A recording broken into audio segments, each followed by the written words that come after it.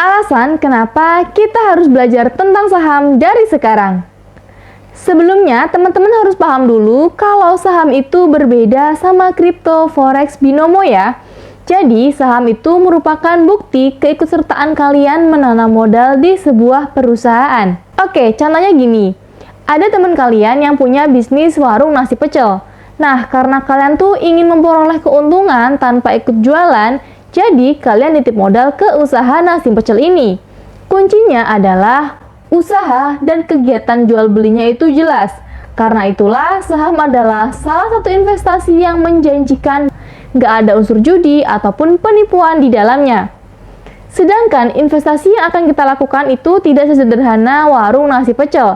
Karena saham yang akan kita beli adalah milik perusahaan-perusahaan besar. Misal aja kita ambil contoh perusahaan yang bergerak di bidang produksi pangan. Ada Indofood, Mayora, Ultra Jaya, dan sebagainya.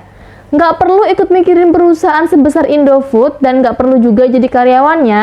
Kita orang biasa gini bisa ikut menanam modal. Loh, tapi berapa uang harus kita punya? Pasti besar.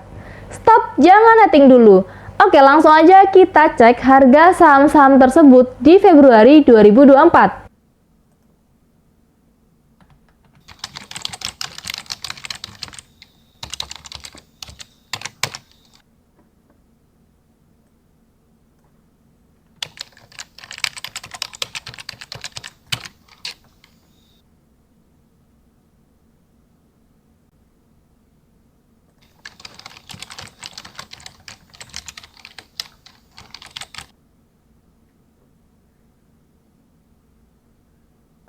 Tuh kan sangat terjangkau.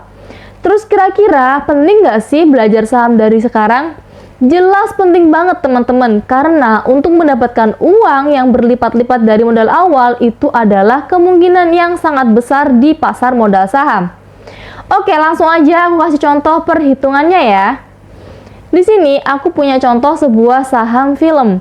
Kalau teman-teman nggak tahu gimana caranya, langsung aja kita cari di pencarian Google dengan ketik saham film.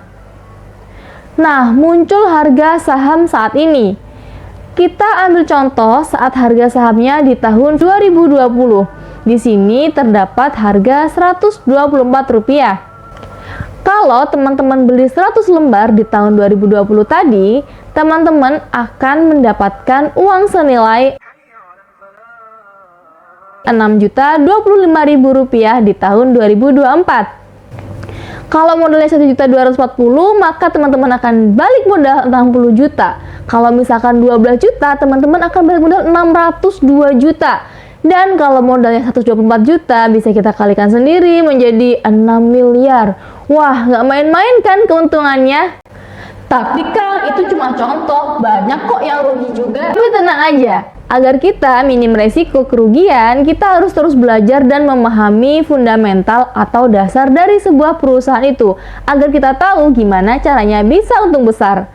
Jadi, pastikan kalian subscribe channel ini biar kita bisa sama-sama sharing seputar cara cerdas menghasilkan uang. Selain itu, yuk mulai dari sekarang kita tanamkan di alam bawah sadar kita, bukan kerja cari uang, tapi biarlah uang yang bekerja untuk kita.